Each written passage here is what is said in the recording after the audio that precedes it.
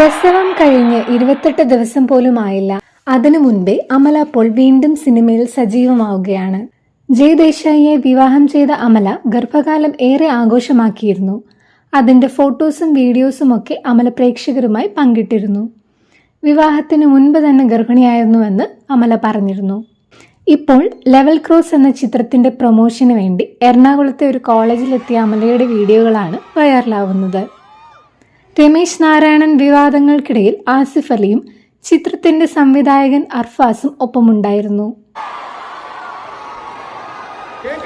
Black short ഡ്രസ്സിൽ സ്റ്റൈലിഷായാണ് അമല എത്തിയത്. മാത്രമല്ല പോസ്റ്റ്മോർട്ടം ക്ഷീണമൊന്നും വകവയ്ക്കാതെ വിദ്യാർത്ഥികൾക്കൊപ്പം ഡാൻസ് ചെയ്യുകയും ചെയ്തു.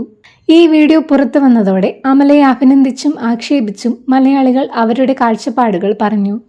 കുഞ്ഞിൻ്റെ ഉടുപ്പാണോ ഇട്ട് വന്നത്? ഉടുപ്പിൻ്റെ ഇറക്കം കുറഞ്ഞുപോയി. കുഞ്ഞിൻ്റെ 28-ന് മുൻപ് പുറത്തിറങ്ങാമോ? ശരീരം എങ്ങനെ ഇളകാമോ? തുടങ്ങി നിരവധി കമൻറ്റുകളാണ് അമലയുടെ പോസ്റ്റുകൾക്ക് താഴെ വരുന്നത്. അതിൽ ഏറ്റവും കൂടുതൽ പേർ പറഞ്ഞ അഭിപ്രായം, ഒരു വിദ്യാഭ്യാസ സ്ഥാപനത്തിൽ വരുമ്പോൾ അതിൻ്റെ മര്യാദ കാണിക്കണം. അധ്യാപകരുടെയും കുട്ടികളുടെയും മുന്നിൽ ഇങ്ങനെ വസ്ത്രധാരണം നടത്തുന്നത് ശരിയല്ല എന്നൊക്കെയാണ്. ഇതിനെ പ്രതികൂലിച്ചും ഒരു കൂട്ടം ആളുകൾ അമലയെ സപ്പോർട്ട് ചെയ്ത് കമൻ്റ് ഇടുന്നുണ്ട്. ഇപ്പോഴത്തെ കോളേജുകളിൽ ഇങ്ങനെയൊക്കെ കുട്ടികൾ വേഷം ധരിക്കാറുണ്ട്. പണ്ട് സ്കൂൾ യൂണിഫോം പാവാട ഇത്ര നീളമേ ഉണ്ടായിരുന്നുള്ളൂ എന്നും ചിലർ പറയുന്നു.